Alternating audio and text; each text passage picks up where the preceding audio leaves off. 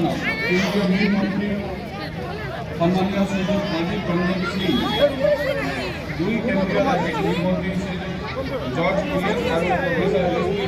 বাঘেলাৰ উপস্থিতিত দৰং জিলাৰ বীৰ উদযাপন বিষয়ক শ্ৰেষ্ঠ জিলা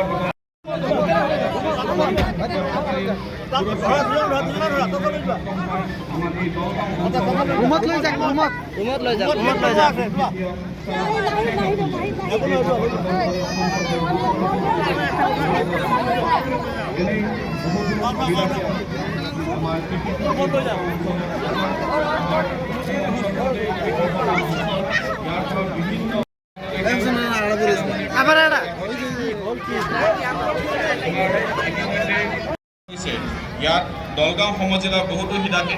হিতাধিকাৰী লাভান্বিত হৈছে।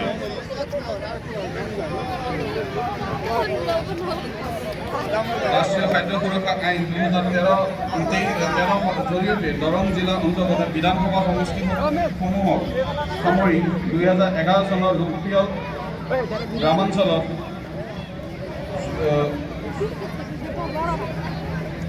84% আৰু নগৰ অঞ্চলত 60%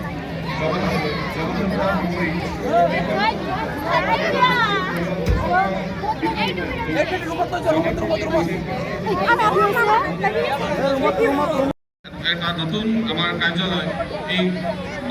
দলগাঁও অঞ্চলৰ বাবে মুকলি হ'ব। দৰং জিলাই 2023-24 বৰ্ষত প্ৰয়োজনতকৈ অধিক সৰ্বমুঠ 18,870 মেট্ৰিক টন মাছ উৎপাদন কৰি স্বনিৰ্ভৰশীল হ'বলৈ সক্ষম হয় আৰু সেয়েহে মীন পালনৰ বিভিন্ন উন্নয়নৰ গতিৰ ওপৰত পৰ্যবেক্ষণ কৰি যোৱা 2024 বৰ্ষৰ 21 নৱেম্বৰ তাৰিখে ভাৰত চৰকাৰে পাৰ্বত্য আৰু উত্তৰ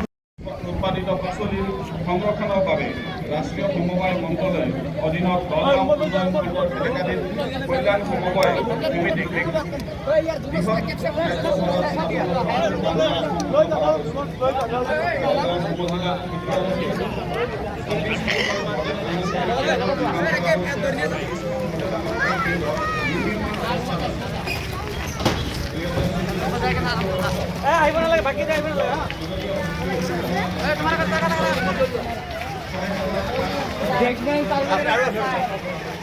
अन्नपूर्णा काव घी देश के हर एक खाने को लजीज बनाता है।